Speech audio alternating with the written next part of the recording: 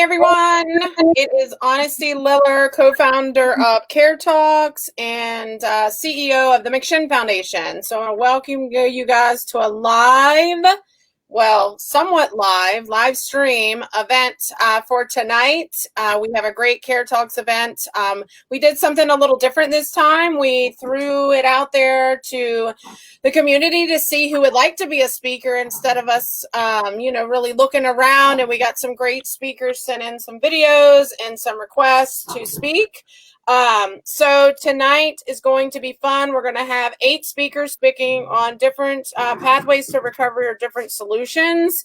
And it is live stream. If you have any questions, we're going to do our best, to answer the questions throughout as well.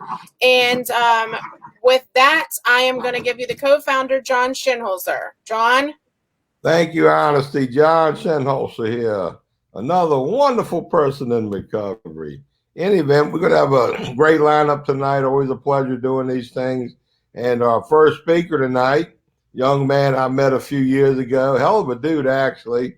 He works over at the Sarah Center here in Richmond, the Substance Abuse Addiction Recovery Alliance. But every time I see this guy, he's got high energy. He's on point with recovery. And I'm excited to hear what he's got to say. So let's have a warm welcome for our friend Jason Cox.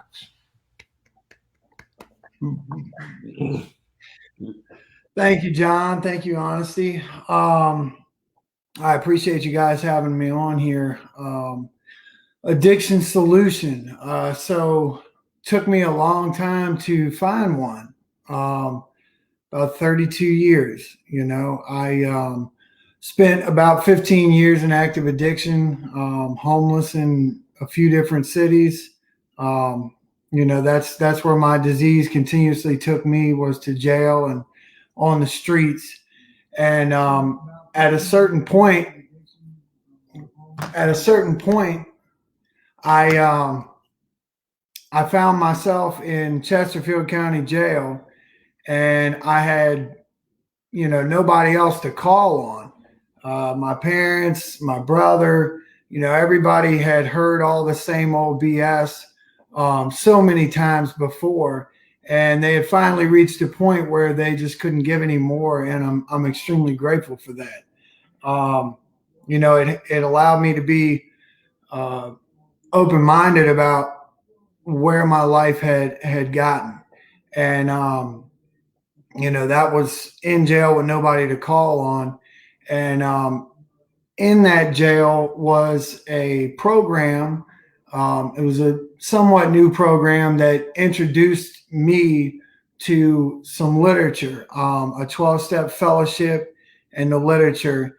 And like I said, I was pretty, I just reached a point of, hopelessness that I had never reached before.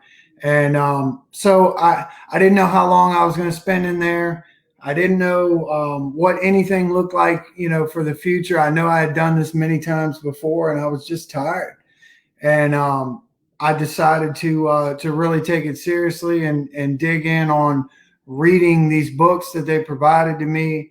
And upon me getting out of there, there was some grant funding that had come down that allowed me to not stress about paying bed fees at a recovery house. And I had never been to a recovery house before either. I spent about 2.5 months in there, and then they let me go. And honestly, I remember thinking that I had something with me I could count on, after reading in the books and writing some stuff down, and seeing the other people come in there and sharing their experience, strength, and hope. It just gave me hope. It gave me faith that this thing that I had found at this particular moment in my life was going to work for me. Why? Because it's working for other people that I saw out there, when I was in active addiction. And it just blew my mind, that somebody could come in all hyped up, just on life, after living in misery for so long. And so I said, well, I mean, if he feels like that, I got to give it a shot. And so when I got out, I continued to do, what everyone was telling me to do, at least the people that had been around for a little while and, had been where I had been and found a way out. And so I just continued to go to these meetings and get phone numbers. I remember I didn't have a phone when I got out, so I wrote numbers down on literally anything that I could find. I still have all those numbers on little pieces of paper, some of them written in crayon, some of them written in marker. But, I just remember, I was like, okay, I'm going to hold on to these. And then when I get a phone, I'm going to start using them. And I did. I didn't use them all. But, that's the beauty of the solution that I'm in, is that, I can count on just about everybody that I come across that's been there for a little while, that understands what this solution's about. And for me, the solution that I'm in, which is a 12-step solution, it is a profound way to become extremely self-aware of your behaviors, your thinking, and it allows me to run it across some experience, because I don't have much experience with doing the right thing. I got a lot of experience with doing the wrong thing. And so it still takes a lot of humility. I'm coming up on 3 years in December, and I understand that I'm still a puppy and this disease has not gone anywhere. And I don't have to go get high to understand that. I mean, there's plenty of folks around, that are dropping, and that just gives me another push. It gives me another push towards my recovery. And I think the most amazing thing that the solution that I'm in provides me is no limit. I mean, there's literally from what it has shown me thus far, which is crazy. The amount of, for one, we always get things back, but we can get things back being abstinent. We get an instant pay raise when we stop getting high, but I don't just want that. They told me I didn't have to settle. I didn't have to settle for, lifting heavy construction equipment all day and always starting out as a helper. And that hit home for me, because those are the things that I really didn't like to do. I did them because it was ways and means to get another one. And so when I got out, I remember that stuck with me, that I wasn't going to settle for the same stuff that I settled for. I didn't know what I was going to end up doing, but I knew I wasn't going to do that. And I just kept coming back, and it led me, this higher power that we speak of in this 12-step program just continuously led me a certain way. At first, it led me to painting, and then it led me to be a certified peer recovery specialist. And now it's actually the qualities that I've been practicing for the last 2 years, 8 months, and 16 days. It now is the way that I walk. These are the things that I do in my daily life, and that just came from practicing and practicing and practicing. And by no means am I perfect, but really honestly giving it a try. And when nobody's looking, and saying, you know what, I'm not going to pick that up because it's not mine. And not having to call somebody and run it through them lets me know that I've gotten some restoration to sanity, and I just recently took a look at that, and the list of sanity that's been restored thus far was pretty amazing to me, man. And I just, how could I not keep coming back? It's been extremely good to me, and not to mention, for me, there was a ton of things that I'd never had before. I never had my name on a lease. I never had my name on a car. I never had direct deposit. I never had insurance. And these are all things that I have in my life today, thanks to this addiction solution that continues to treat me beautifully well, and so many others. And so it's just amazing, man. And like I said, it says in the stuff that I read for this 12-step fellowship that the possibilities are endless. And so don't put limitations on it. And if you say what you think's going to happen, even if you shoot for the stars, you're going to be selling yourself short.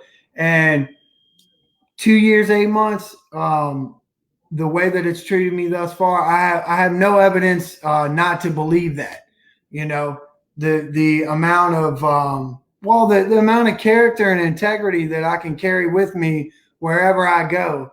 I remember, and it's very strong. There's something else to it. There's a power greater than myself working out here, and it just, I don't know. Like I said, there's a lot that I've never been able to obtain, much less hold on to. And these things keep coming into my life, and they keep coming into my life at a time where I know that I'm equipped. I have all the tools necessary to keep them in my life, And before, when I would get something, a car or something like that, basically I just knew that it was only a matter of time before it was going to the dope man, in one way or another. And so that's my addiction solution. And I hope that gave somebody hope. Like I said, it wasn't but 2 years and 8 months ago I was sleeping on concrete. And so, I'm just going to keep coming back and sticking around the winners and trying to learn, listen and learn. Thank you guys for letting me participate.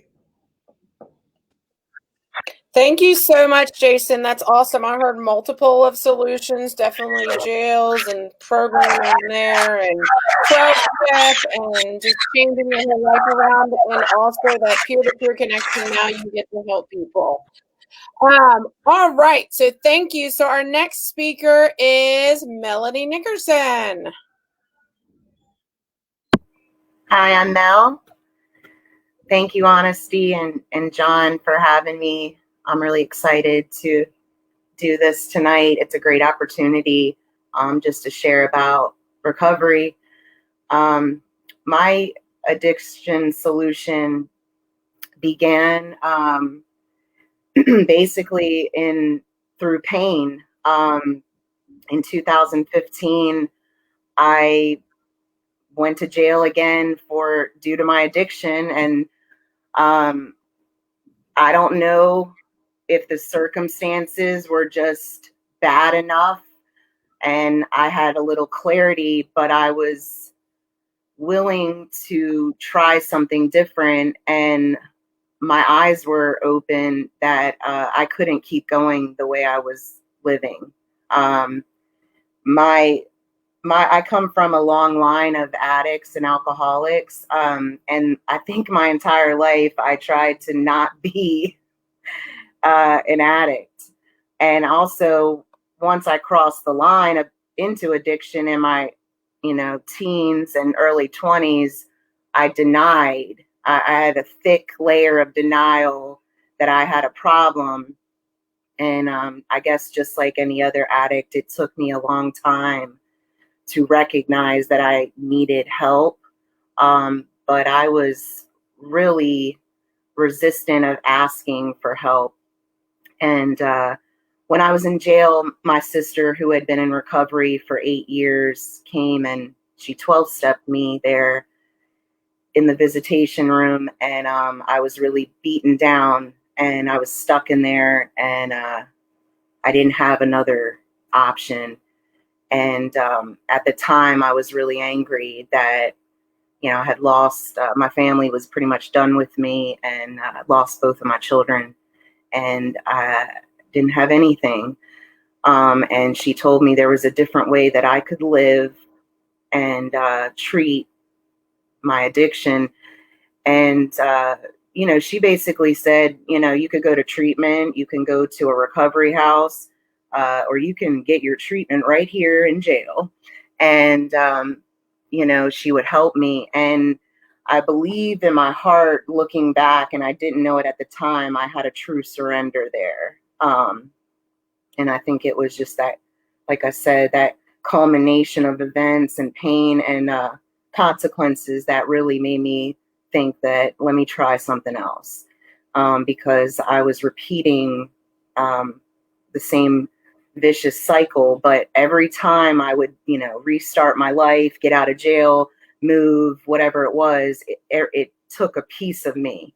And that's what I believe addiction does, is it, you know, it just keeps taking away from me. And, you know, eventually I'm lost completely. And so I stayed in jail, and they finally released me, and I went to a local recovery house in Richmond, where I immediately, I mean, the first night I got there, they took me to a meeting, and I was like, okay.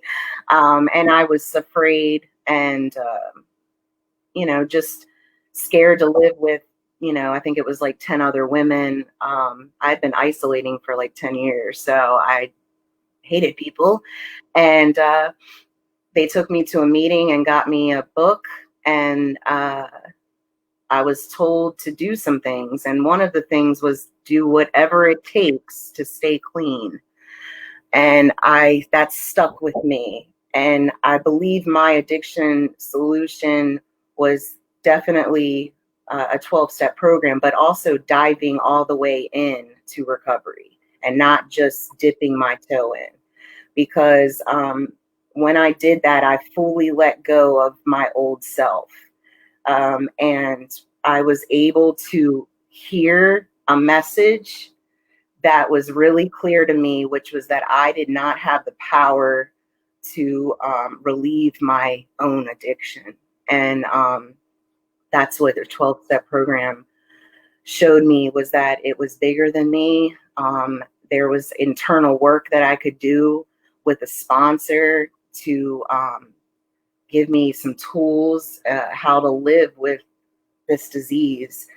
And it was beautiful. I stayed at the recovery house for a long time. Actually, I, you know, ended up being a manager there and just continuing to go to meetings, you know, be a part of a fellowship. And then I eventually started working with other addicts. And, you know, to me, that saved my life. And, you know, since getting clean and, you know, what, like, kind of like piggybacking off of Jason, I mean, I've just done so many things I never thought were possible for me. Because you know, I think addiction does that to me too, is like, it keeps me in the dark, and it also cuts me off from any goals, dreams, hopes, and recovery shows me that that's a lie.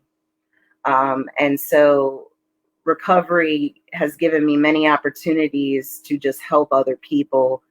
And I work in a counseling center now that helps addicts with substance abuse counseling. And I have, you know, all these people I can reach out to when I need help, and that they can reach back to me when they need help. And I think that recovery and an addiction solution is the best gift I've ever been given. And it's the greatest gift that I can give somebody else, including like my family and my parents who suffered many years, you know, due to my actions. So I'm proud to be an addict in recovery, and I'm just so honored to be here tonight. Thank you.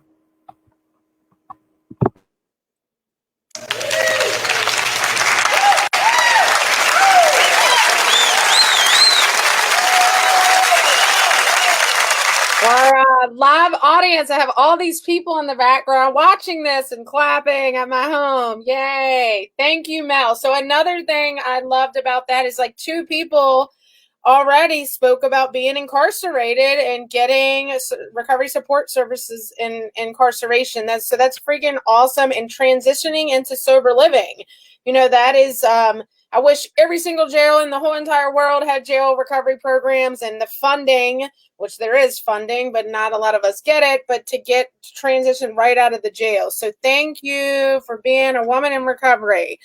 All right, next up, we have, he's actually a friend of one of my favorite people, Priscilla Zeno, and that's how I met him, through a bunch of stuff that she does. I try to jump on her podcast and everything that she does, because she's just such an awesome, she was our speaker last month. But no further ado, I give you David Eric Hodge.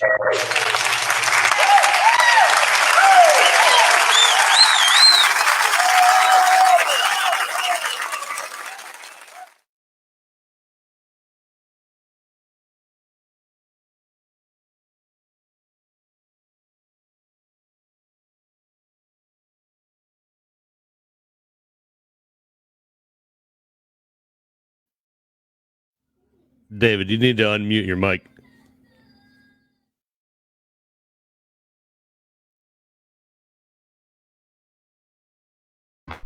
Sorry, guys. I didn't realize I was muted there. I'm Dave. Thanks for having me, guys. Honestly, and John, thank you for the invitation.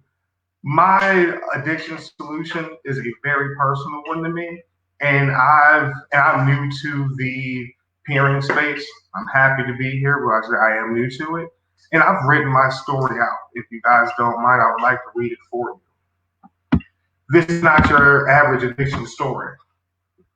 At the age of 16, I had an evening that would change my life for the next 13 years. One evening after closing at the local Pizza Hut, I was invited to a party by a few ODU students that worked at my location as drivers. I had been to a few of their parties before and thought nothing of it and did the usual. Called up the crew, this evening we had a new addition.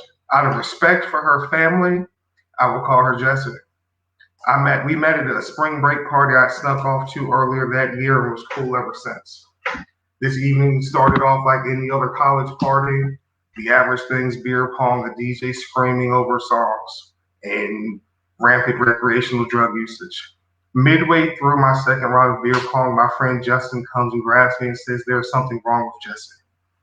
I come up the stairs to find her surrounded by a circle of panicking college kids surrounded in a pool of her own blood and vomit. As I begin to perform CPR, trying to find out what she took, no one could answer me. I proceed to perform CPR for a full 17 minutes as we waited for the EMTs to arrive. When they finally arrived, things became a blur as my friends Jesse and a few others tried to pull me away, screaming that I had to go with the other minors now. I proceeded to jump out the window and take the number 2 bus back to the naval base, covered in blood, vomit, and God knows what else. And I told myself that the clothes I threw away, I would just tell my mom they were stolen in practice. Because I couldn't tell her that I snuck off to a college party, one of the homies had overdosed. I was only 16. Later the next day, while in history class, I found out that she had died from an overdose on the way to the hospital, from some things ingested and some late punch she took at the party. I instantly felt a sense of failure that I should have stayed, that I had no one to turn to. So I called one of my friends, David, and he had told me that it's not like I'd left her and I had done all I could. In my mind, it was completely the opposite. And then the next day, I come home from school and work to find my parents were getting divorced. For me, that was my tipping point where I began not to take my regularly prescribed medication and began to self-medicate with alcohol and large amounts of marijuana. I did it because at the time it made me feel safe and comfortable, because I was terrified of prescription drugs, because it took my best friend in the world away from me, and it didn't have the same side effects as the Adderall. The fact that I stopped taking my regularly prescribed medication at 16, 17 years old and began to self-medicate was a really bad idea, guys. That is not suggested at all. And it drove me to a point to where I was always spiraling out of control. I could never stay on task. I do one job for 8-9 months, do really well at it, excel, become manager to the point I have store keys and everything, and then just lose interest. My life went on this way for years until I was finally ready to get help again. And the thing that brought me to that point was one day I just went into a fit of rage and pulled my vehicle out in front of an 18 wheeler.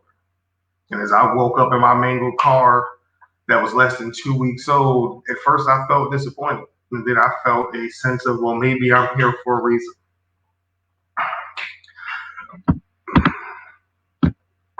I've lived a long life with a lot of ups and downs, and I have since dedicated a large portion of my life assisting others not to be scared to get help like I was when I was younger, who has caused me a lot of pain in my younger years. I would like to say all of the addiction solutions that will be mentioned tonight are best used in combination with direct care of a physician or a psychologist. I would like to finish by saying we all may be recovering from different things. Pain is pain, healing is healing. That works best in open and safe environments. And before I go, I would like to just say shift can happen because it's happened in my life. Good evening, guys. Thank you for having me.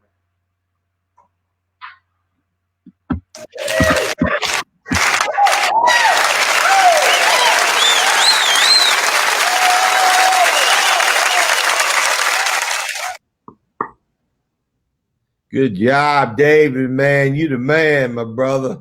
Love hearing that hope shot. Next up, we have my dear friend from the great. Anyway, I'm back. Gotta love this internet out here in the country, but this woman is strong. She's powerful. I always love listening to her. She's always got solutions to whatever ails you. And I give you Carol Cruz. Give her a big hand.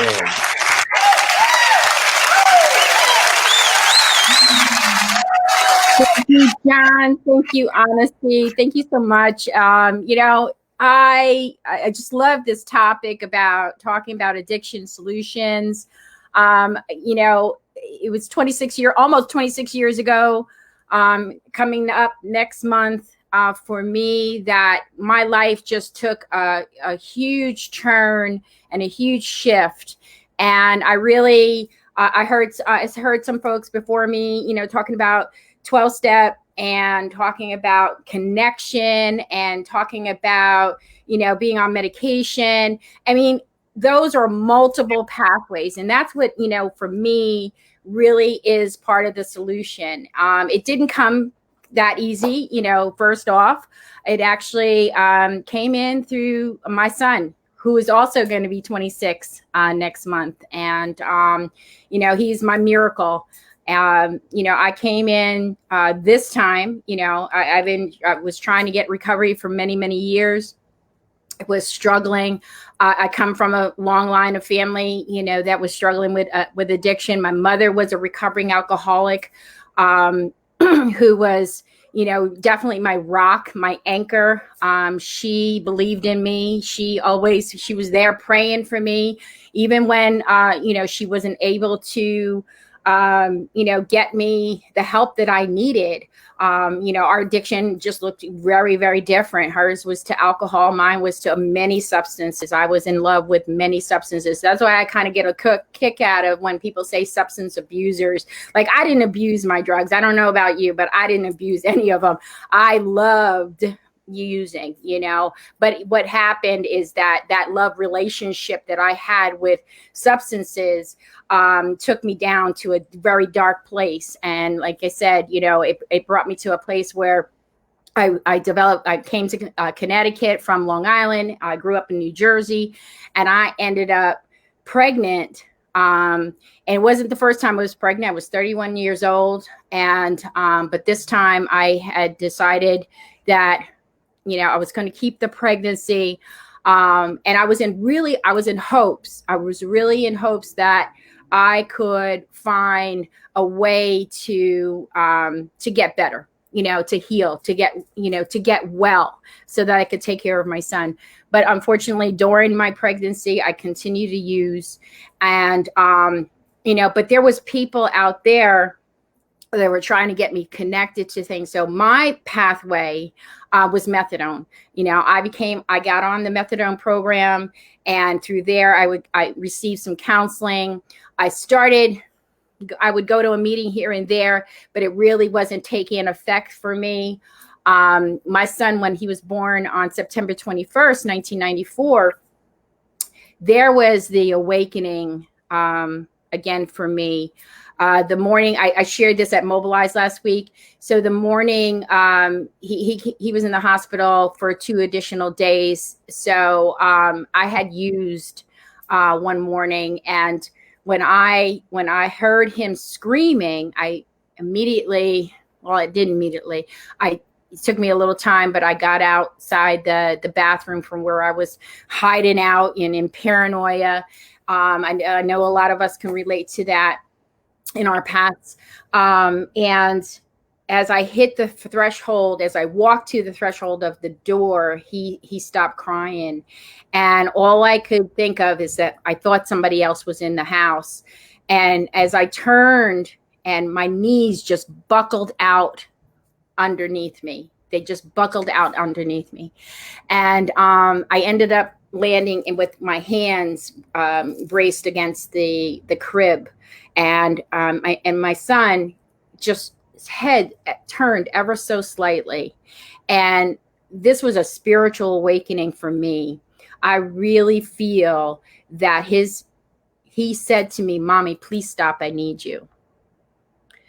I don't know how long I was down there on my knees before I got on the phone and I called my mother. But from that point on, September 25th, the next day, I ended up in a meeting, a woman's meeting, with him in a carrier. He was 5 days old. And I walked into that meeting, and my shoulders went from here to here. And I finally felt like I was safe. I finally felt that there was something shifted in me. That's my story of solution, is when I finally realized, yes, it was my son.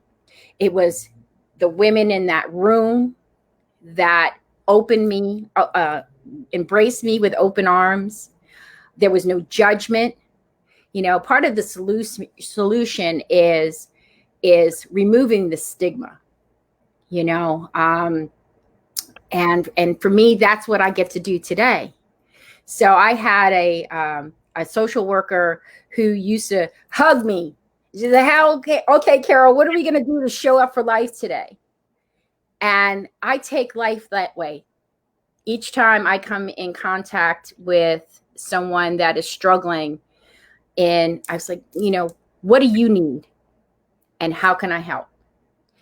And, you know, it's not always the solution, but I work with them to find their solution. What would work best for them? I had been coming in and out, you know, since the age of my teenage. I loved substances. They loved me. But the solution for me today has always been staying connected. And also, for me also too, I had to address my trauma. There was a tremendous amount of trauma that was not diagnosed. I am biracial. My mother is white. My father is black. I grew up in an all-white neighborhood in New Jersey. Jersey in the house. Love Jersey. But the thing is that I didn't have the things that I needed to support me. So I was always seeking, you know, to find who Carol was. And I think that's where, you know, again, the attraction to drugs came in, and alcohol.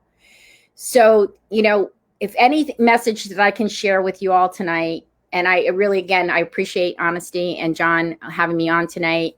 I don't know how much time I have, but it is really about staying connected. And I know it's really hard with COVID, you know, to being connected. We've lost tremendous amounts of folks, you know, during this time. We don't even have the actual numbers, you know, with people that have been affected with COVID and substance use disorder.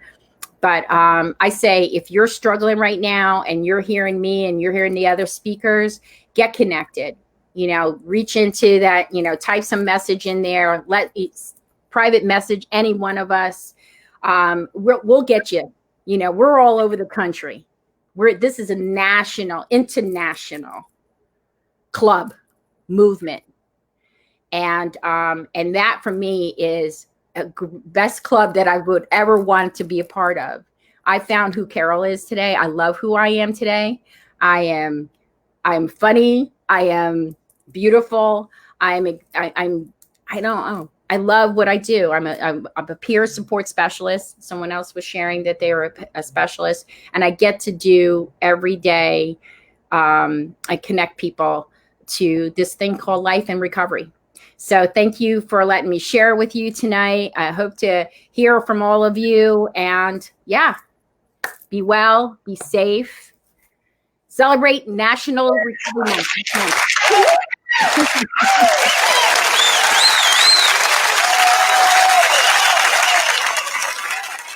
So Carol, thank you. You are awesome. I loved your story, and not even just the impact of us being nationally and being National Recovery Month, but just being a mom in recovery. And my story is very similar to that as well, as far as being pregnant and still using. I didn't stop using until I found McShin, though, until she was 5. But it's just so many women out there. We just have a lack of support and services here in Richmond for women that are pregnant and women after they have the baby. So that is definitely a solution that is needed in our area, because there's not much at all for them. So I really deeply appreciate your talk. John, did you want to say something? I just want to remind everybody listening that, man, Carol mentioned that there are really lots of solutions for addiction out there. If you search for them, you'll find them. May not be what you want, but it'll probably be what you need. So as we navigate COVID, in our society in the North America continent, just remember this will end. It ain't going to be forever. And the good old days of good quality connection, they're just right around the corner. So please don't give up, stay engaged in your recovery, and, try to connect best way you can. And it just, tomorrow is always a brighter day, it seems. So I don't want to see or hear of anybody giving up that should have hung in there one more day. So, but thank you, Carol. As usual, you're awesome. Dave, you were great as well. And I know we got a break coming up here in a minute. Just a reminder that those of you who are close in the metropolitan area, McShin is open 7 days a week. We are doing CDC guidelines, so your temperature will be taken. We do, social distancing, but we do have meetings open to the public every single day now, so you can get that physical connection should you need it. And September is National Recovery Month, and all across America, we got great recovery events. We have a good one here, September 12th. It's going to be an outdoor picnic. We're going to allow 250 people in at a time, so people can come in and they can exit another end, because that's in Virginia, you can have up to 250 people. First 400 get hot hamburgers and hot dogs. After that, better bring your own. We have Dan Snyder from The Pharmacist going to be there. Brandon Novak will be there. And Camille Shire, Miss America, will be there. So, we got some celebrity status on that day. And I know we're coming into our break. Honesty, what do you got? That's just it. I mean, I think we still, John and I talked about Recovery Fest, and I know with COVID and the stuff that we've experienced here in Richmond, the overdoses and to be honest, suicides has skyrocketed, and or no official numbers out, but we know people, Facebook alone, I mean, it's every single day, it's a tribute or something. And it's really heartbreaking to be isolated, and myself with a lot of years in recovery, even thinking about using when COVID first hit and I was trapped and I had to be a mom and a teacher and all this stuff.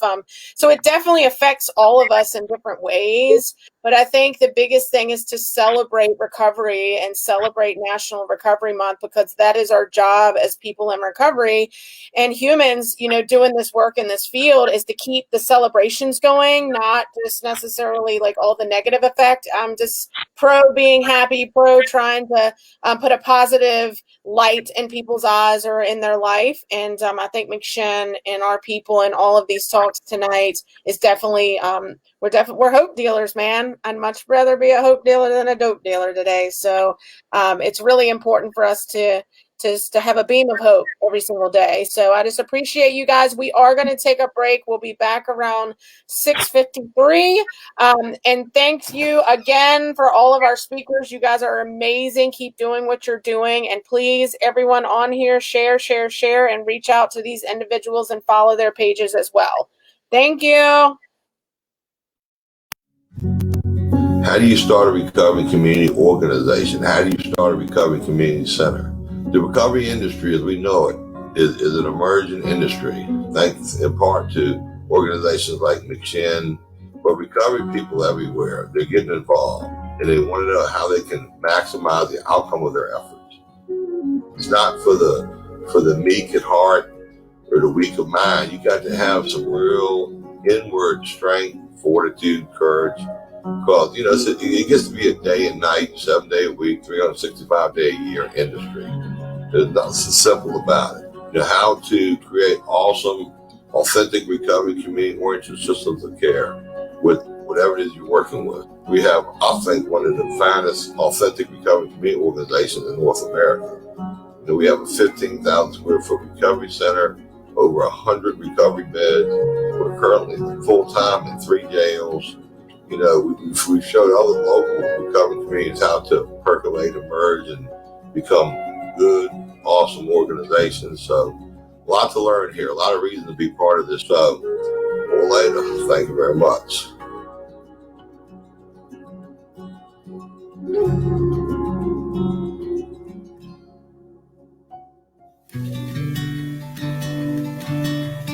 Hi, my name is Mary Ellen Viglis. I'm the chairperson for the McShin Foundation Memorial Garden. 4 years ago, my son was 15, and he was struggling with substance use disorder. He was in the hospital. And McShin came and visited him and told him and I about a program where he could learn recovery tools as well as get his high school diploma. When John and Honesty came to me with their idea of this memorial garden, it was something that I was extremely, extremely passionate and I knew in my heart I needed to be a part of. The first day that we stepped foot on the campus of McShin, I instantly felt many emotions: compassion, unconditional love, lived experience, and a judgment-free place for both of us. Unfortunately, DJ lost his life to an intentional overdose on April 4th, 2020. At 19, he was an amazing young man, wise beyond his years, an old soul. He loved cooking. He was really passionate about it, thought of it like an art. He loved animals. He was so incredibly funny. He always made everyone laugh, and his smile just lit up an entire room. This garden will consist of custom bricks with our loved ones' names, birth and death date. It has a big, beautiful tree with a bench under it, amazingly beautiful flowers and plants. It's truly an amazing place to sit and share space. And I look forward to sharing space with my beautiful boy there. So for a $100 donation, you can have a brick in memory of your loved one that struggled with addiction or died in recovery, and a place where we can all gather as a community and share our stories, share our memories, and work on our grief. I am so proud to be part of this. There's so much hope in his story, even in his death, and I will continue to share it. And this garden will represent a place where we can have memories with our loved ones, where we can continue to speak their name and share our love. And most importantly, I want to be able to honor my son by sitting there, sharing his story, sharing our love, and I am honored to do that with the community. DJ mattered. I don't ever want him to be forgotten. The day that my son passed away, my world was broken and shattered. I am so proud of being his mom.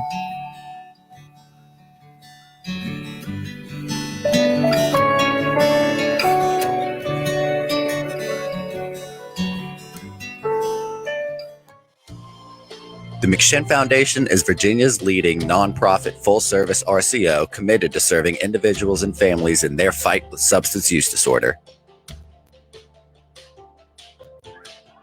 Since 2004, we have been providing the tools for recovering individuals to create positive lifestyles.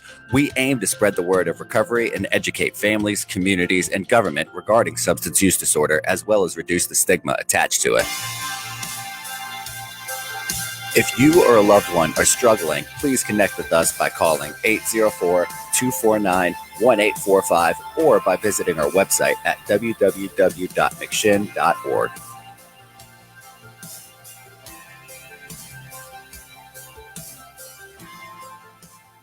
One thing we do here, we always educate our participants. I want you to leave here after your 30, 60, 90 days or however long you stay and leave. I want you to be educated about the disease of addiction, about substance use disorders, what you need to do to personally recover. But I want you to know why we don't have the support we should have. I want you to know where all the funding goes, what the thinking is of our culture, why we're the way we are. And just for the record, everybody put it right in. I hereby deputize each and every one of you as an ambassador to be a face and voice of recovery from here on out. You've just been deputized. You just became ambassadors of a recovery movement, an authentic recovery movement. What authentic means is by people in recovery themselves. This is our call to action.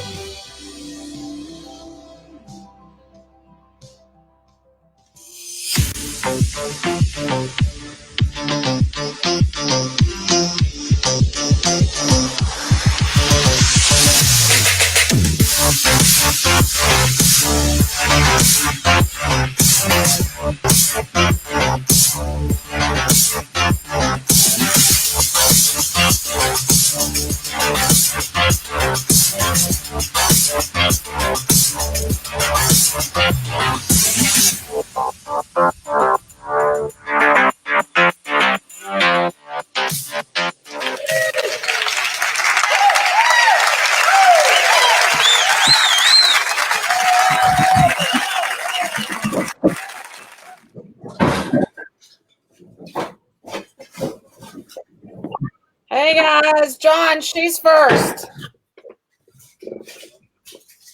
Oh, now you give me the good Welcome news. back, Well, darn look, it. gang, we got a real tough. Yeah. Oh, we're back.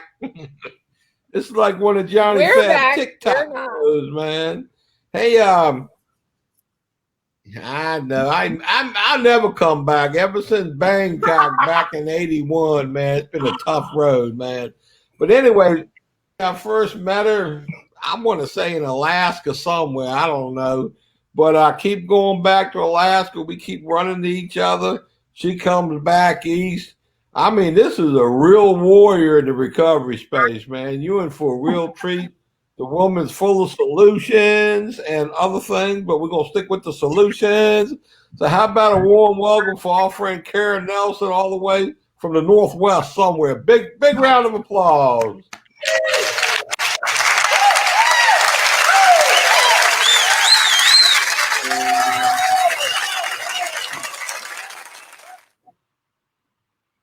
I have to put a timer on because who knows when I start rolling. Thank you so much. Oh my gosh, it's such an honor to be here. I met John and Carol back in 2013, right after the Anonymous people came out, and it's just been a wild ride ever since. So my name's Kara Nelson, and I am a woman in long-term recovery. and I spent 20 years in active addiction, in and out of prison, and some of my darkest days and some of my best research that I now step into and have so many solutions I've been able to walk through with many of you watching, and John and Honesty and everyone else on the panel. So what does that look like? 20 years of active addiction. I'm pretty sure most of you know what that looks like. In and out of prison, 3 kids, multiple felonies. Unfortunately, as I have felonies as a single parent, my children also carry those repercussions and collateral consequences of those felonies. The last time I was released was June 1st, 2011. And prior to that, I had been doing the installment plan. I just couldn't stay in recovery, and I actually didn't really want to. I didn't know how to. And so that was kind of the moment that I started understanding and reaching out with different mentors and peer support. I did start in 12-step programs, AA, mostly NA, Celebrate Recovery. And I have continued a little over 9 years now of abstinence. And my pathway is a faith-based pathway. And also I still go to meetings sometimes. I have this incredible group that I attend called Hope Recovery. And today I get to go into prisons and help bring that curriculum in there along with many other things. So I get out of prison, my life is a mess. And I was super fortunate enough to meet up with a group of people who wanted to make change in our community and start a home for women coming out of prison. I'm still on felony probation. I still have 1 foot in, 1 foot out. And it was in that moment that I stepped in to what I was always created to do. And that was not just to open a home for women, but to really speak up, suit up, and show up every single time. And let me tell you guys, it's scary. Your voice matters. And that's the biggest message I can carry today. Your voice matters. Your story is important. Every single one of your stories brings freedom. Somebody is given permission when you speak out to then speak their own story out and get the freedom and the healing that comes with recovery. Now, there's so many layers of how that looks, and it looks different for everyone. When we tried to open a home for women, we had our community that wanted solutions come against us. And once again, John and Carol were there to support us through that. And we were able to use as a platform during that time, and not in my backyard situation, to just continue speaking out, be a face of recovery, but also be a face of someone who's been incarcerated. I'm not the exception. And I was being portrayed as the exception. And so this started this incredible journey of just saying yes to step in and speak into issues that affected me and you and our families and people directly impacted. Not everyone can do that. And I had to learn along the way that that's okay too. But for me, I couldn't be on the ground just surviving or just staying clean. I had to be making a change. And for me, it was going to our state capitol and realizing there was literally not one person there with lived experience who were speaking into legislation and policy that directly affected us and our loved ones. And so this is the very quick version because it has been an incredibly hard, difficult road, but recovery and connection and all the people around, having your tribe, being in the herd is the most important thing. I go back to basics every single day. We were able to open the home for women. I was able to take that model and duplicate it across the state. And I actually I do that today in a consulting role.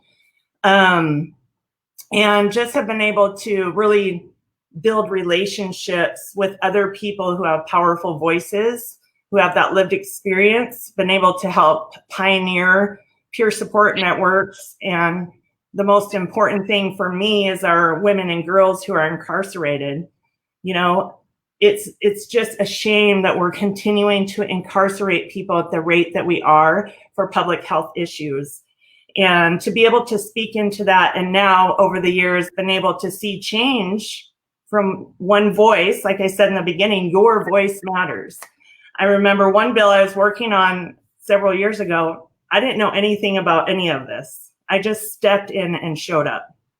And as I started speaking about it, I started to be able to see how other people were signing on and co-sponsoring the CARA bill, and then being able to go to the recovery rally in 2015 and speak to our senators. And we didn't know that our voices would have such a great impact. And all we were doing was sharing who we are, because that is so incredibly important. If I can't get that across enough, you and your story move mountains.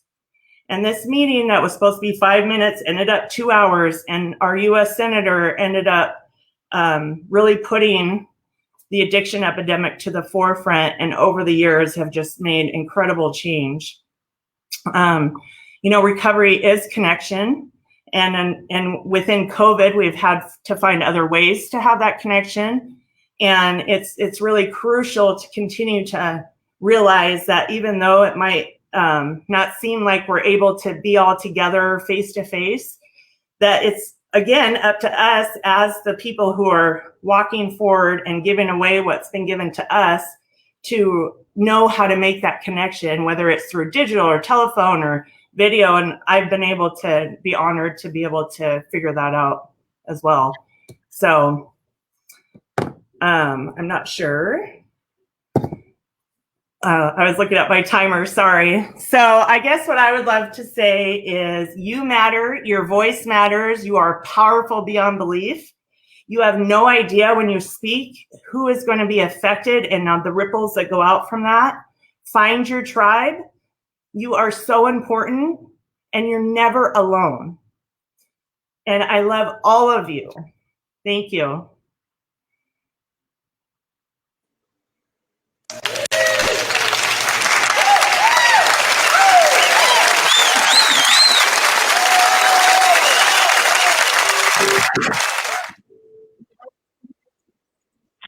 John wanted all that clapping, so I'm so quick to jump right in. But I love Kara's talk really quick. I'm just kind of talking about everyone's talk because that advocacy piece, like being that face and voice in a whole nother level than just these type of platforms or in a 12-step meeting or whatever, like that is a huge part of my personal recovery as well, is going down and fighting for those that need us to fight for them and trying to change laws and get funding and everything. So thank you. I know you've been a pretty badass in that advocacy and a strong woman. So thank you for that. Next, we have Ty, and he is going to talk about some addiction solutions as well. Ty, are you ready? I sure am. Can you hear me? Yep, go ahead. Right, as you guys can see, I'm in my bedroom right now. I got my kids in the living room, so they're a little rambunctious. So I had to come in here into a quiet room. So again, honestly, thank you for having me. And I'll kind of get into just a real quick, a little backstory of me. I'm a person in long-term recovery. I'm in the Madison County, Illinois area. We're about 25 minutes from St. Louis, Missouri. So I'm the executive founder of Amare. We're a 501c3 recovery community organization, or the RCO. We were founded in 2014, incorporated with the state in 2015, and we got our tax determination with the IRS in 2016. So we've been working slowly in the county with our mental health 708 board.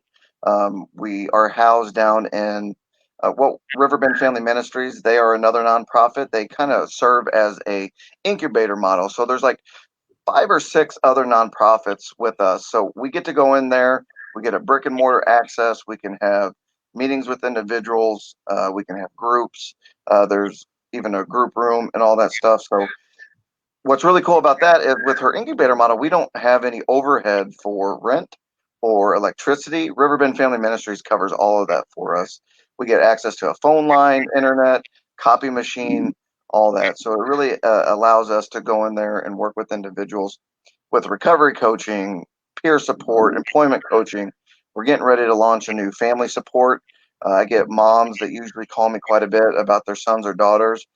We get a few fathers, but it's usually more mothers that call about their children. One of the most intriguing things that working with parents, a mother wrote me and says, we finally got her son into treatment, and she texted me and she says, Ty, when I was taking him to the treatment facility, I looked over and I saw the child in him. Um, and her son was a little bit older, but she was fighting tooth and nail to try to get him help. He was on the streets with using meth and sometimes opiates, and we were able to get him there. And when she said that, it was really compelling to me, because I thought back to, like, I look at my kids and, like, there's just this innocence, and somewhere along the line there's that societal view that individuals that are struggling with substance abuse are inhuman, and that's not the case, because, you know, by the grace of God, I'm here today, you know, with a little bit over 8 years. So it's a remarkable thing to be able to give back and help in our community, because at Amari, that's the name of the organization. We don't just work with the individual. Like I said, we want to work with the family. We got the family support, we got the recovery coaching, the employment coaching, and we also want to do the community aspect, the pillar of the community. So we do volunteer projects. We go to other 501c3s that may need help and do volunteer. If like, there's Legendary Mustang Sanctuary out here in Lebanon, Illinois. They rescue Mustang horses, they nurse them back to health, and then they adopt them out. And we've been out there quite a few times with people, and we've shoveled manure, we've helped mend fences, and really kind of given back to the community. Because for me, when I read the book, The Road to Wellbriety, that's published by White Bison, there's a part in there that he says, you know, you cannot grow a healthy seed in diseased soil. So with that aspect, it is, we want to bring the community together, and we want to bring voices together from my side of the fence, from recovery, the families, and, you know, like she was saying earlier, you know, our local state reps and senators that represent this district. And so that advocacy part plays a huge role in trying to drive change, because when we had Medicaid expansion here in Illinois, it opened up a lot of doors for people trying to get into treatment, detox, residential. So that was a big component, and we don't want to stop there. You know, I'm heavily invested in the community, doing a few other things as well. I also work at the local hospital as the lead CPRS, Certified Peer Recovery Specialist. They got a grant through SAMHSA, the hospital did, last year, and it's to start a warm handoff program. So anybody that wants to get on medical assisted treatment through Suboxone, um, they can come to the ED. If they're in active withdrawals, we can induce them on Suboxone. We can link them with one of our providers that we have signed an MOU with, and then we kind of follow up. And then once we know they're established with that provider that we linked them with, then we kind of step away unless they need us to help a little bit more. But so with this component, we got the hospital, we got Amari. You know, I do 12 steps myself and work with my sponsor through that. But you know, I'm an advocate for other pathways to recovery, whether it's refuge recovery, recovery Dharma, because they kind of had that split, smart recovery, celebrate recovery. And here in Madison County, we have a huge recovery community, and celebrate recovery has been growing. AANA has been growing very large. So it's exciting to see. It's exciting to see the voices come together. And I think the last presentation was amazing. And so with that being said, the component of the community is huge, because outside of doing that, I also write for 2 local newspapers. And I write one article or one column called Restoring the Soul, which is more about overall health and wellness, and it incorporates recovery principles and stuff as well. But then I also do one Beyond Parity for a smaller outfit through Riverbender, where I'm a little bit more direct and I talk a little bit more aggressively about the problems and what we need to do as a community. And with that, I also work with a local radio station, and I host a podcast, and I bring people on to talk about their testimony, or if they got an organization that they're working with individuals in the community to rally change. because I do believe that there's a lot of changes that we need to make here in the community. Diversify a lot of things and work with one another. So with the radio station or WBGZ, it's really cool because I get to be their revenue director. It's a really fancy title just for kind of sales. We're getting ready to launch a new magazine called Recovery and Wellness Quarterly. So we're going to get individuals. We're going to focus on some citizen journalism, and we're going to talk about gardening and eating healthy. We're going to talk about yoga. We're going to talk about even getting healthy legally if you have felonies or misdemeanors, how to get them expunged. And it's not just going to be focusing on drug and alcohol recovery and wellness. It's going to kind of help kind of relay this message that there's different dimensions in our lives that we can get well. I've known some people that really they stop the drugs and the alcohol and they get really involved in physical health, and they're working out and they're doing amazing. And we'll talk about that, and we'll share testimonies and family testimony. So we're getting ready to do that. So I like the media because I get to share this information to an audience that 5 years ago wouldn't have been there. So we get to share some things and get to hopefully change a few minds. Some people will still be a little stagnant and refuse to change, and that's okay. I actively used for my last 2 years. I refused to change until things got tough enough. Just a little bit on that. I was in drug court. I came really close from going to prison, and I was able to finally successfully graduate. And here I am, some 8 years later. So with this, all the information that we're doing from Amari, helping the families, helping the individual, getting out and helping the community, doing the advocacy work. We're an ARCO member with Faces and Voices of Recovery. I've been helping them a little bit on their committee of selecting new ARCO members.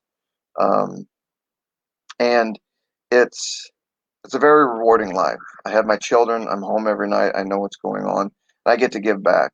Had you asked me 8 years ago if this would happen, no, I never would have thought that. I thought I was cursed to live this life of doom and gloom and just be suicidal for the rest of my days. And by the grace of God, I don't have to. So, with that's kind of what we're doing here in Madison County right now. Amari, we're all volunteer. We're looking to start going after some heavy funding. We've made some really good restructuring we just got internal control policies done. We just got done with moving from cash-based accounting to accrual-based. We moved from spreadsheet to off-the-shelf software, QuickBooks. We got the new sustainability committee, and we're getting ready to get a donor management system. I think it's Little Green Light, I believe, that integrates with QuickBooks. So we're making all these changes, and at the end of the day, Amari, we want to ask what's best for the community. And what's cool about working at the hospital and doing both is the hospital is really big on trying to help increase the wellness of our community as well. So I'm beyond blessed. I get to meet a lot of more important people than me in the business of change and making change. So again, with that, I'm grateful to be here, and I appreciate the time.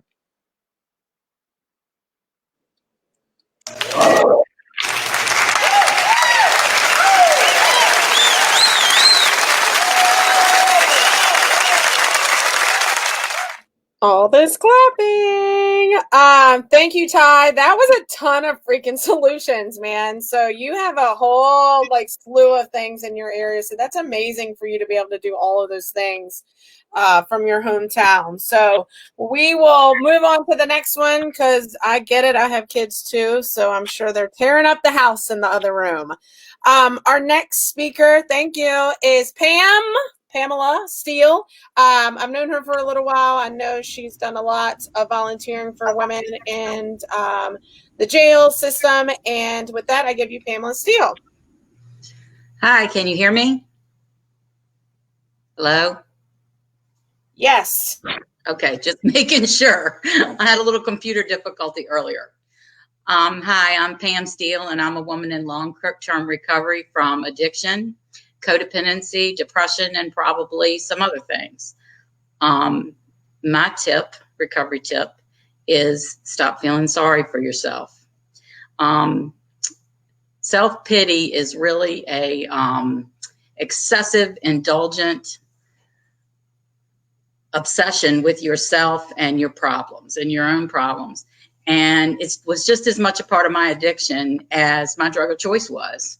I used it to fuel the addiction, and I escaped my bad behavior with it.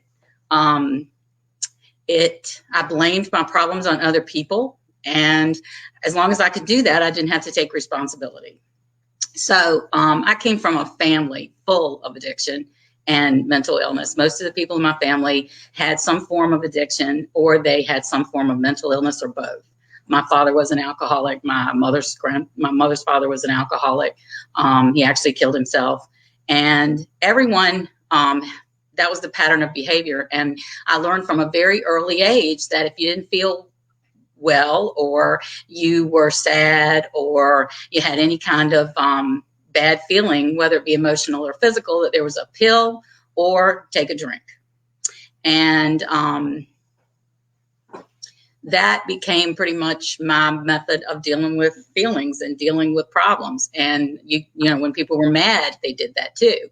And I also learned codependency. That, you know, it was my job to keep the addict in my life safe and dry and warm. And as we know, addicts are not always very grateful. So they weren't grateful when I took care of them. So that even fed my, you know, self-pity even more, because here I was killing myself to take care of people who didn't appreciate it. And it's not the same thing as giving yourself a break. It's not the same thing as being sad. It's not the same thing as grieving.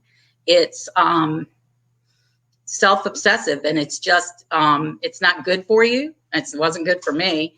It leads to depression, even more depression than you already have. And it even harms you physically. So it kept me from learning from my mistakes, and it certainly kept me from growing, and it kept me sick way longer. When I got married, I married somebody who was a bigger addict than I was. His addiction was bigger than mine. And so as long as I could blame that, you know, my problems on him, and he was a bigger addict than I was, he had the problem and I didn't have the problem. So that fed that for a long time. I used it to blame all of my bad decisions and bad behavior. And it caused a series of bad behavior. So what's the solution? The solution for me was to do something different. And one of the things, you know, all my life I had looked for answers, because this had been going on my whole life. I had tried religion. I had tried psychiatry. I had tried church. I had tried everything. And all of those things helped. But I think the final piece that really put the puzzle, the last piece to put in the puzzle for me was 12-step groups, and learning how to do something different, and how to reach out to other people, how to get my mind out of that place that kept me centered on myself all the time. I also think that, there are multiple pathways to recovery. I still go to other kinds of meetings.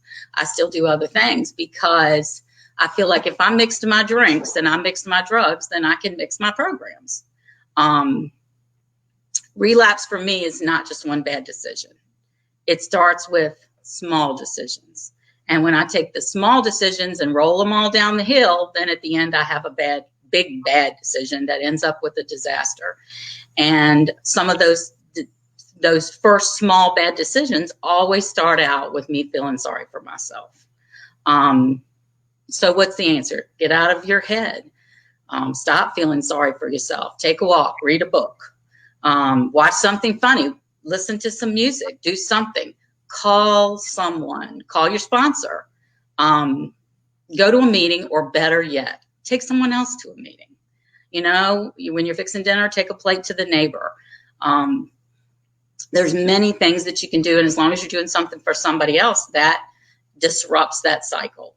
And I feel like make a gratitude list. Grateful addicts don't use. I cannot afford to wallow in that self-pity, because that's the beginning, and it never leads anywhere that is good. I'm also a certified peer recovery specialist. Now that I finally feel like I'm getting a handle on this recovery, I try to give back, and I've made this recovery a lifestyle, and I even do it in my job. So I just feel like that's been the biggest answer for me, and that's my tip. And thanks for letting me share it.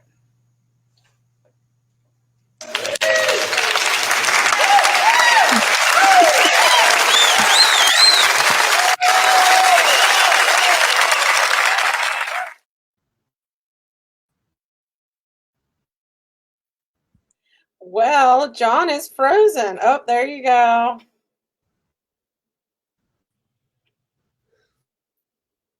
I'm having flashbacks on acid, man.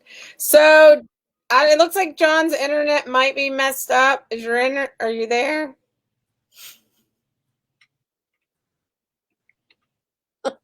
Okay, John. No. So our next speaker I'm going to introduce, our last speaker. He does some podcasts with us at McShin, and he's also, look at John's face frozen. I love this shit. Todd, please take a screenshot. I'm sorry. I'm sorry. Okay. Can you talk? Can you talk now, John? Oh. No. Okay. Yeah. Okay.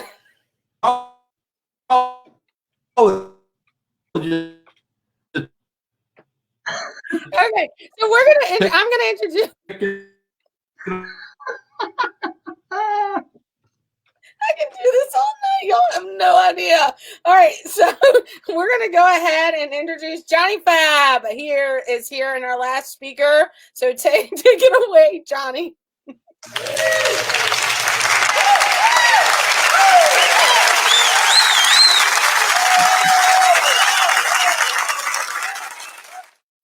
I don't know how I'm supposed to follow that. I'm still beat red from seeing John frozen. I'll remember this forever.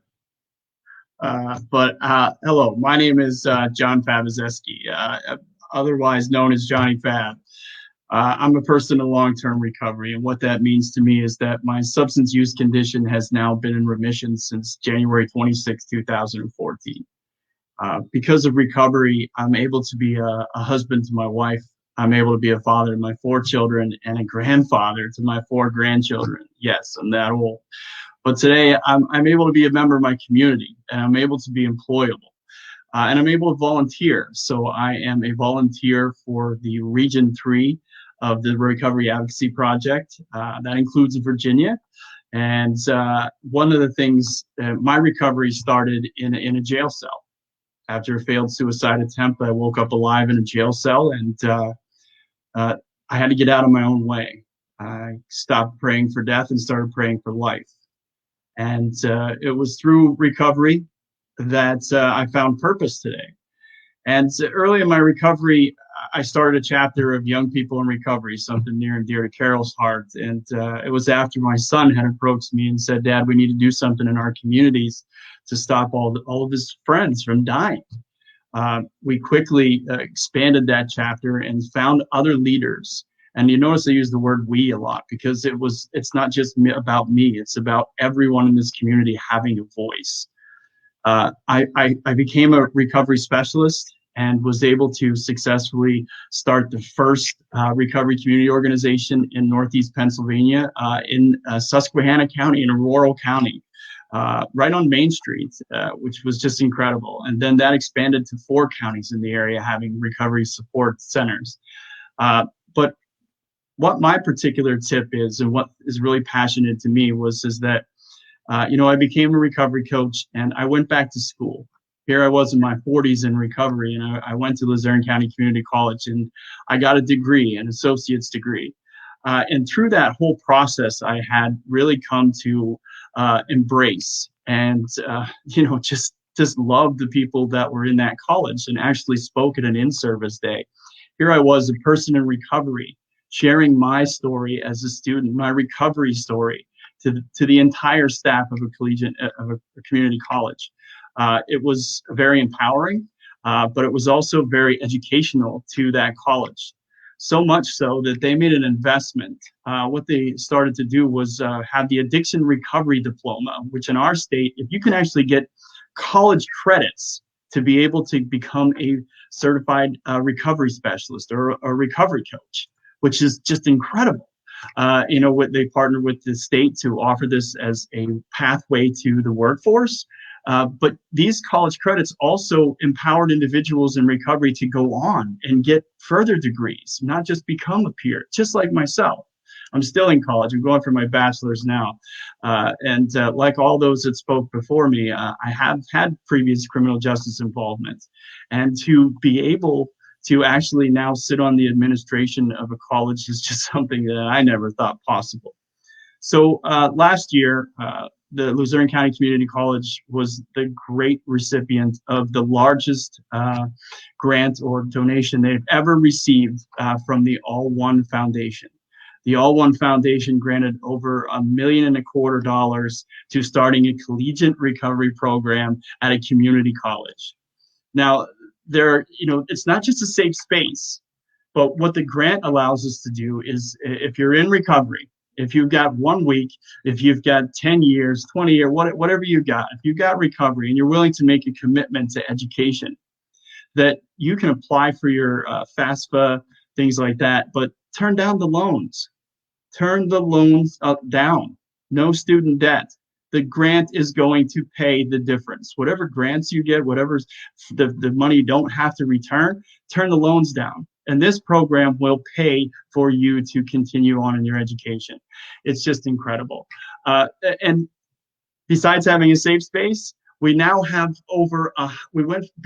before COVID, we had, I think, a dozen or so, maybe 24 people in the program. During COVID, when other programs are closing down and things are happening, we're losing treatment centers, I can tell you that we have over 110, it's growing, people in recovery at a community college. We only have a few thousand enrollees, and we now have 110 people in recovery. Why this is so important to me is because I learned early on that housing, education, and employment was very, very crucial in sustaining recovery and part of striving to reach your full potential. When we can empower students, when we can empower individuals to say that they can get a degree, they can do this, and here's a pathway to help support you and a safe space, it's incredible. I'm sorry, I'm just a little overwhelmed with all of this stuff talking about it because I get a chance to be a part of other people's recovery journey and to dispel so many of those myths that criminal records can't get a college degree. Some people think they can't even get grants, with certain felons can't apply for financial aid. I get to break down those barriers. I was a person that believed some of these things. And when I got out of my own way, just like I did on January 27, 2014, I was able to achieve what I've achieved today. But some misconceptions are that people in a recovery or people that were in addiction are lazy. And I want to tell you, I took a phone call just a few days ago. This person called and said that they heard about the program and they want to go back to school. And this individual was homeless. Let that resonate. Individual didn't have a place to live yet, was staying in shelters, but heard about our program and wanted to go to school. It's just incredible to me. It's just incredible. And I get a chance every day to be around some of the most incredible people I've ever met in my life and being exposed to them and what they're doing and how they're furthering themselves. They're bettering themselves through education to strive to reach that full potential, which is the very definition that SAMHSA gives us as recovery.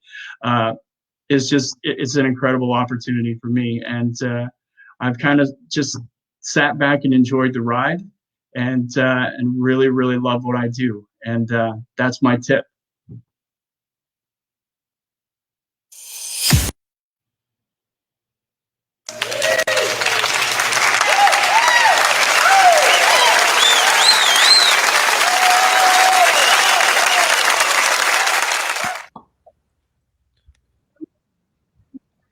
John, I John, love would to you love to close. I think I close? found a spot that the internet might hold up at, We got so many rooms over here. Hey, this is just another installment of a Care Talk.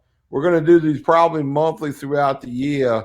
And, if anybody out there wants to be on a Care Talk, if you got solutions for substance use disorders, we want to hear about it. And there's no reason why we don't get enough solutions so that any policymaker anywhere in America can listen to these solutions and actually shape and create better policies than what we have right now, to include any pathway of recovery that works. We want to know about it too. So I thought tonight we had some great speakers. Honestly, you did a fabulous job. Todd, as usual, you're outstanding. And I'll leave it at that in honesty. You got anything? Yeah, sure. Just if you would like to be a speaker for future, go to the Care Talks Facebook page and message me, and then we will take it from there. But no, just this is, again, like John said, there's a ton of addiction solutions out there. There's a ton of people that need our help. So let's keep speaking and being loud and proud of our recovery and giving those solutions. So thank you very much. And a big shout out to Todd Widows. He is the whole entire video crew, just that the man behind the curtain. Yeah, so he's awesome. So everyone have a safe night, and love one another. Thank you. Bye-bye. The McShin Foundation is Virginia's leading nonprofit full-service RCO committed to serving individuals and families in their fight with substance use disorder. Since 2004, we have been providing the tools for recovering individuals to create positive lifestyles. We aim to spread the word of recovery and educate families, communities, and government regarding substance use disorder, as well as reduce the stigma attached to it.